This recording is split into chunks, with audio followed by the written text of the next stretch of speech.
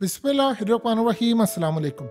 अफ़गान तालिबान की जानिब से एक बयान गर्दिश कर रहा है उनके नाम से मंसूब, और वो पूरी दुनिया में गर्दिश कर रहा है कि अगर हमें गल्फ़ कंट्रीज़, मिडिल ईस्ट की कंट्रीज़ इजाज़त दे दें तो हम फ़लस्तीन फ़तह करने के लिए निकल पड़ेंगे।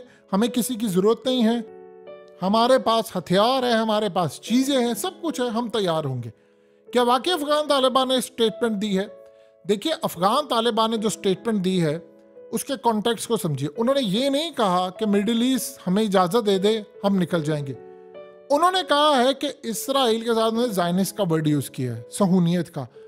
उन्होंने कहा है कि एक तो जो कुछ हो रहा है उसका टोटली जिम्मेदार है इसराइल, और इसराइल की उन्होंने भरपूर अंदाज में मजम्मत की। उन्होंने कहा कि इसराइल का जो कब्जा है वो किसी सूरत काबिल कबूल नहीं है, ना हम करेंगे, और हम फ़लस्तीन के साथ खड़े हैं, हर तरह की मदद के लिए फ़लस्तीन के साथ खड़े रहेंगे।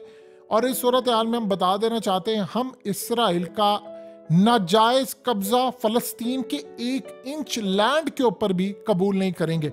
फिर उन्होंने कहा है कि उम्मत मुस्लिमा, स्पेशली वो ममालिक जो इनको इन्फ्लुएंस कर सकते हैं, वो सारे के सारे आएँ और इनके खिलाफ खड़े हों और इन पर जोर डाले, चाहे वो अक़वाम मुत्तहिदा हो या कोई और मुल्क को फलाना। ये उनकी असल में एक्चुअल स्टेटमेंट है, ये समझिए।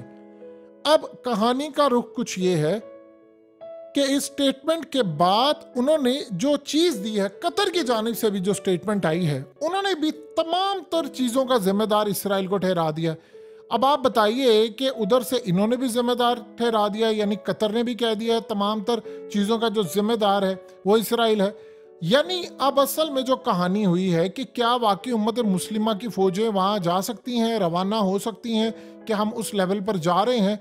यानी असल में अब जो कहानी हुई है उसमें अफ़गान तालिबान का रोल क्या है। देखिए, अफ़गान तालिबान कभी ज़िंदगी के अंदर इस तरह नहीं जाएंगे। यानी अब जो मामला है, देखिए, पाकिस्तान के पास इतने तैयारे हैं, ईरान के पास है, तुर्की के पास है, कतर के पास है, यूएई के पास है, सऊदी अरब के पास है।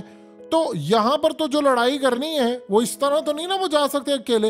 हाँ, मलेशिया के पास भी है, उन्होंने जो लड़ने के लिए जाना है वो जाएंगे। उम्मत मुस्लिमा का एक ब्लॉक बनेगा, और वो इस दफा जरूर चांसेस बन गए हैं। देखिए, हमेशा से पहले हुआ है कि इसराइल की हल्की फुल्की मजम्मत हो गई है। आज इसराइल ने किया, वो जी फलाना अच्छा किया, वो जी ये किया वो किया। इस दफा जरा मामला डिफरेंट है।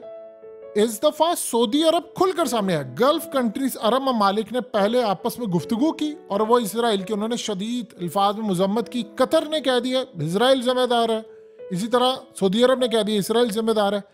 अब होता क्या है कि इसराइल अगर बढ़ता है, थोड़ा सा भी आगे बढ़ता है, वो आगे उसने कैसे बढ़ना है, वो हमला करेगा। देखिए, 200 फलस्तीनी शहीद हो चुके हैं, 1000 के करीब जख्मी कर दिए, और वो हमास के लोग नहीं, आम फलस्तीनी। 700 के करीब अगर आज इसराइली जख्मी हुए हैं तो 1000 तो उन्होंने कर दिए और 200 मार दिए हैं। 200 फलस्तीनियों को उन्होंने शहीद कर दिया है, और अपने उतने कितने 50 के करीब उनके मरे हैं लोग, कुछ कैप्चर हुए हैं, जो भी है। अब ये जो सारे का सारा मामला है, ये क्या है? वो तो लड़ाई करने के लिए पूरी तरह तैयार है, लेकिन यहां पर इनको बहुत बड़ी रेजिस्टेंस का सामना करना पड़ेगा। इतनी बड़ी रेजिस्टेंस का सामना करना पड़ेगा जिसका आप अंदाजा भी नहीं लगा सकते। वो रेजिस्टेंस का जो सामना करना पड़ेगा वो असल में बड़ी भयानक रेजिस्टेंस होने वाली है। उसमें ये तमाम तर चीजें सामने आ रही हैं कि उनको अगर लेट से मिसाल के तौर पर वो कहते हैं जिसके बाद भी हमने नहीं रुकना मस्जिद अक्सा की तरफ, तो फिर ये सूरत हाल पैदा होगी कि उम्मत मुस्लिमा इस दफा फिर वो कोशिश करेंगे कि हमने इसराइल को बाय फोर्स रोकना है। क्योंकि सऊदी अरब ने इस दफा स्टैंड लिया है, मुजम्मत नहीं की, स्टैंड लिया है। कतर ने स्टैंड लिया, उन्होंने इसराइल को डायरेक्टली जिम्मेदार ठहरा कर कहा है कि हमने इनको समझाया था।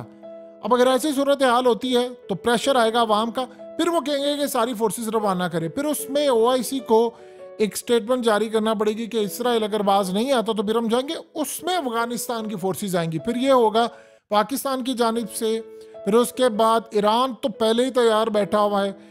इस दफा मामला शायद आपको प्यूटिन भी नजर आएगा बीच में, वो भी बीच में एक लड़ाई करता हुआ नजर आएगा। रूस की फौजें, चेचनिया की खास तौर पर रमजान कादरेव, वो तो आपको पता है कि उनके जो जंगजू है वो जाएंगे, स्पेशल फोर्सेस हैं वो जाएंगी, फिर उसके बाद बाकी है। ये सारे असल में जाएंगे लड़ाई करने के लिए। जब ये लड़ाई करने के लिए जाएंगे तो फिर उसमें अफगान तालिबान का एक डेलीगेशन भी जाएगा। देखिए उनके बारे में एक बात अच्छी तरह समझ लें, वो जिस जंग में जाएंगे वो जीत जाएंगे। ये बस आप पत्थर पर लकीर समझ लें। वो दुनिया में किसी से जंग नहीं हार सकते, चाहे किसी मुस्लिम फोर्स के साथ ही क्यों ना लड़ाई हो जाए, वो नहीं हार सकते। उन्होंने हार सीखी नहीं है। टेम्परेरी सेटबैक, अफगानिस्तान में कम सेटबैक था। अमरीकी आए, आकर उन्होंने इनको मारना चाहा, सारे पहाड़ों में भागे। अमेरिका ने विक्ट्री डिक्लेयर कर दी 1.5 महीने में, लो जी हमने सफाया कर दिया। अफगानिस्तान के अंदर वो पहाड़ों की कीड़े हैं। फिर वो ऐसा ऐसा जब आना शुरू हुए, फिर उसके बाद उन्होंने अमेरिका को हशर किया। गूंद का तालाब ऐसे थोड़ी कहता था मुल्ला अमर कि तुम यहाँ पर आओ तो सही, यहाँ से निकल ही नहीं सकते। तो यहाँ पर इस दफ़ा उनकी जो ताकत है वो यरूशलेम जा सकते हैं। देखिए एक दफ़ा अगर उम्मत मुस्लिमा की फोर्सेस इकट्ठी होकर चली गई तो ये इसराइल का वजूद नहीं रहेगा। फिर वो ये थोड़ी होगा कि जितना इसराइल, वो फिर बाकी तमाम चीज़ों को भी वो आज़ाद करवाएंगे। तो इस सारी सूरत हाल के अंदर असल में जो इस वक्त कहानी बनी हुई है वो अफगानिस्तान की जानिब से स्टेटमेंट है। असल में अफगानिस्तान का मौकफ क्या है? वो फोर्सेस रवाना करने के लिए तैयार है, उनको सब आता है, चाइना भी करेगा। उनको असल में ये चीज़ चाहिए जो असल उनकी स्टेटमेंट, वो कह रहे हैं जी इसराइल निकले। कायदे आज़म का मौकफ क्या था? हम लोग यहाँ पर झूठ बोलते हैं, वो जी हम जी कायदे आज़म के मौकफ के साथ खड़े। कायदे आज़म कहते थे इसराइल का वजूद बिल्कुल तस्लीम नहीं, इसराइल मगरिब की नाजायज औलाद है, तो हम इसका 1 इंच भी लैंड जो फलस्तीन का इन्होंने लिया इसको हम काबिल कबूल समझते ही नहीं है। ये मतलब है ही नहीं, हम इसको मानते ही नहीं है। ये उन्होंने बात की थी। और अफगानिस्तान के लोग भी यही कहते हैं, अफगान तालिबान हो या अफगानिस्तान, वो कहते हैं कि फलस्तीन का लैंड है, इसराइल का। ये नहीं है कि आधा फलस्तीन उनको दे दो आधा इसराइल दे दो, इसराइल भी रह ले, 2 स्टेट सोल्यूशन नहीं। वो कहते हैं ये लैंड है ही मुसलमानों का, फलस्तीनियों का है, तो मिलना उनको चाहिए। इसराइल बोरिया बिस्तरा उठाए और निकले। इसराइल एटमी ताकत है, वो पूरी दुनिया के ऊपर हमला कर देगा अगर उसको निकालने की कोशिश की। जंग तो होनी है, लेकिन मसला यहां पर यह है, वो बड़ी उसने कोशिश की थी कि मैं उम्मत मुस्लिमा को इंगेज करूं तो फिर मैं यहां पर करूं, वो उनसे हो नहीं पाया। अब यहां पर आप देख ले वो कैसे उसने किया। उसने मुस्लिम ममालिक को, यानी उसका था पहले मैं अफगानिस्तान को फतह करूंगा, फिर पाकिस्तान को फतह करूंगा, फिर ईरान को करूंगा, फिर मैं आगे बढ़ूंगा, और बढ़ता बढ़ता बढ़ता यानी अमेरिका के थ्रू वो आगे जाएगा। लेकिन उसका वो ख्याल पूरा नहीं हुआ। फिर यूक्रेन के अंदर उन्होंने सोचा कि नहीं पहले हम रूस को तो ठिकाने लगाए, ये क्यों मुसलमानों का हमदर्द बना है, वहां से भी शिकस्त। फिर उसने सोचा कि ईरान सऊदीया को लड़ाना, वो उनकी सुलह हो गई। फिर उसके बाद अब उसको समझ नहीं आ रही करना क्या, वो इनसे लड़े। असल में मसला ये है कि मस्जिद अक्सा की वजह से ये मामला, अब प्रॉब्लम ये है कि उनके जो पेशवा हैं, जो रब्बी है उनके, वो कहते हैं कि आप लड़ो, करो जंग। वो तो उनको पुश करते जा रहे हैं पीछे से कि जंग करो जंग करो जंग करो, तुम करोगे तो मस्जिद अक्सा गिरेगी, तो हम थर्ड टेम्पल बनाएंगे जिसका डिजाइन और ये तमाम चीजें। तो उनको तो अभी तक ये सूरत हाल समझ ही नहीं आ पा रही। वो आगे से उनको बताते हैं कि पेशन गोइयों का टाइम आ गया है, आपने करनी है। असल में वो एक ड्यूरेशन उन्होंने दिया हुआ है कि इन सालों में करनी है, वो टाइम शुरू हो चुका है। वो कहते हैं कि रेड मून हो या फलाना हो, ये सारी पेशन गोइयां पूरी हो गई। हमारा रूज 2017 से उनको पुश कर रहे हैं कि करो अब जंग छेड़ दो। असल में अगर 2016-17 में ये कर देते तो तब शायद उम्मत मुस्लिमा का मामला डिफरेंट होता। आज मामला डिफरेंट है। सऊदी अरब की क़यादत बेहतरीन आई है, कतर का जरा मामला डिफरेंट है। अब जहाँ थे इस्माइल हानिया तो वहां पर है। फिर इस सारी सूरत हाल के अंदर बाकी जितने भी इक्का दुक्का जो आगे पीछे लोग हैं उनको भी उन्होंने टैकल किया हुआ है। रूस का असल में सबसे अच्छा किरदार इसमें आया है कि रूस ने तो क्लियरली कह दिया है कि भाई वो पहले उन्होंने, आज उन्होंने जो स्टेटमेंट दी है, उन्होंने हमास की खास तौर पर मजम्मत करने से इनकार कर दिया। तो हमास की अगर आपने मजम्मत नहीं की तो इसका मतलब है कि आप इसराइल के खिलाफ है। जिस तरह मोदी ने कहा कि भाई हम तो साथ खड़े हैं इसराइल के और हम इस दहशत गर्दाना हमले को किसी वक्त काबिल कबूल नहीं समझते। आप एक और भी चीज गौर करें आप कि ये तमाशा इनका रहता है, कभी फुटबॉल का वर्ल्ड कप कर दिया तब हमला, कभी कुछ। अब वर्ल्ड कप हो रहा है तब इन्होंने हमला किया। यहाँ असल में इनकी जो सूरत हाल है उसका आप अंदाजा भी नहीं लगा सकते कि इनको कितनी ज्यादा इस दफा तकलीफ है कि अफगानिस्तान भी आज़ाद हो चुका है। क्योंकि अफगानिस्तान कहता है कि जिनके पास फोर्स है, अब मिसाल के तौर पर ये डेवलप होने दे उनको जरा अफगानिस्तान को 2-3 साल के बाद, पूरी उनकी जब एयरफोर्स और ये तमाम ड्रोन सब कुछ होगा तो फिर वो कहेंगे कि हम तो फलस्तीन के साथ खड़े हैं, हमें पैसे चाहिए, हम आ जाएंगे। अभी उनके पास वो चीज़ें नहीं है, तो वो कह रहे हैं जिन ममालिक के पास है वो गैरत दिखाएं, उनको प्रेशराइज करें। तो जिन ममालिक के पास, देखिए सबसे बड़ी बात है हमें न्यूक्लियर, सबसे बड़ी जिम्मेदारी आती है पाकिस्तान के ऊपर।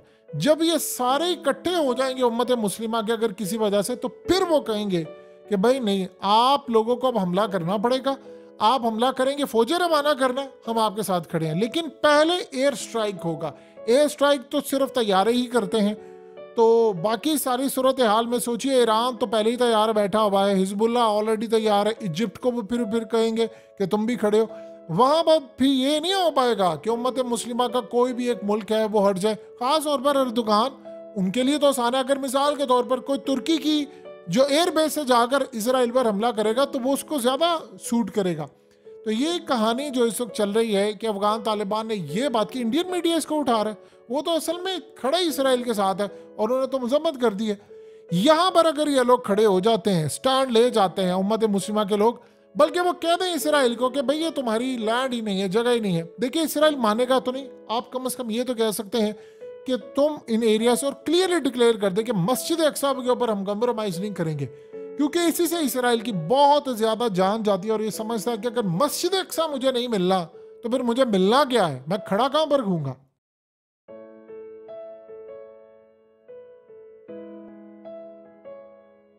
हकीकत टीवी को सब्सक्राइब करना मत भूलें, वीडियो को लाइक करें, शेयर करें और कमेंट सेक्शन में अपनी राय का इजहार जरूर करें।